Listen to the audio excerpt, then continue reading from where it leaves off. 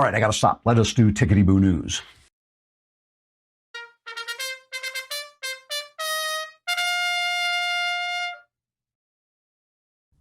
So I just want to finish this thing on the press with this. I don't know if you saw the Sinclair ad, but I just love this for the sheer comedy of it. Sinclair is a conservative, a Sinclair broadcast group. It's a conservative network of about 200 television stations, 614 channels in 89 U.S. markets, and it's different than everybody else because they're conservative, right? And they kind of support Trump. And so they put out an ad and they asked their news anchors to read the ad. This is an ad for Sinclair News. And some wag got the idea of putting all the different newscasters together reading the ad, so it looked like they were zombies reciting this kind of text, but it was just that different Sinclair stations were reading the same ad. So here's the compilation that they put together. Sharing of biased and false news has become all too common on social media. More alarming, some media outlets are true without checking facts first. Unfortunately, some members of the media use their platforms to push their own personal bias and agenda to control exactly what people think. And this is extremely dangerous to our democracy. So basically it's saying there's a lot of fake news out there. Social media promulgates fake news. The other guys use social media to to report their news. We don't. The other guys don't get it right. We do. That's all it was saying. That's the ad. I mean, is there a news station in America that hasn't essentially put forward that ad? Because they're conservative, just like we're talking about with Trump, the media went nuts. Here is a montage of the media going nuts. It's like something out of the movie 1984. George Orwell online, too. Orwelling. Historians will be looking at this and saying the people who spoke out against the erosion of democratic institutions in this time were the ones who were on the right side of history. It's not journalism, it's propaganda. Most of us have heard this kind of thing in, totalitarian regimes where somebody has to repeat what the government says. In this case, it's what the corporation says.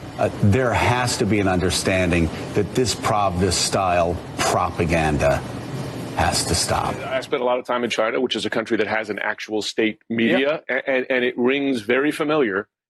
This is the way authoritarian states operate. I mean, what Trump and what now Sinclair is doing is conflating this idea of fake news, which is the purposeful manipulation and fabrication of fact, with stories that they find somehow unflattering. And that is really what's chilling to democracy. And I'm sure they're saying, trust us. We're fair. We're the ones that are honest. Don't believe the others. And that is sort of an echo of President Trump's anti-media messaging.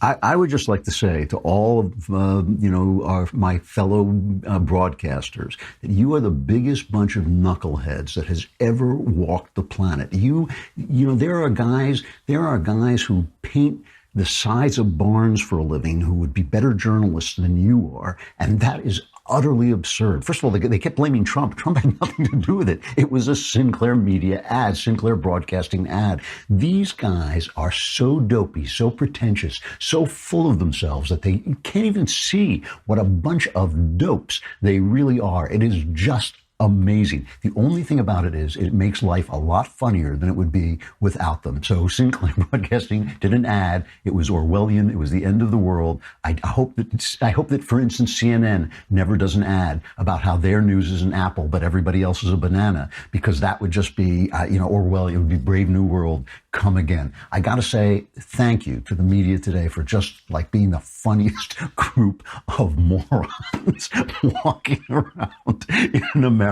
All right, Ying Ma will come on. She's wonderful on the question of China. She will be here tomorrow. I guess I'll still be in Manhattan. I have no idea where I am anymore, but I seem to still be upright. And if that continues, I'll be back. I'm Andrew Klavan. This is the Andrew Klavan Show. We'll see you tomorrow.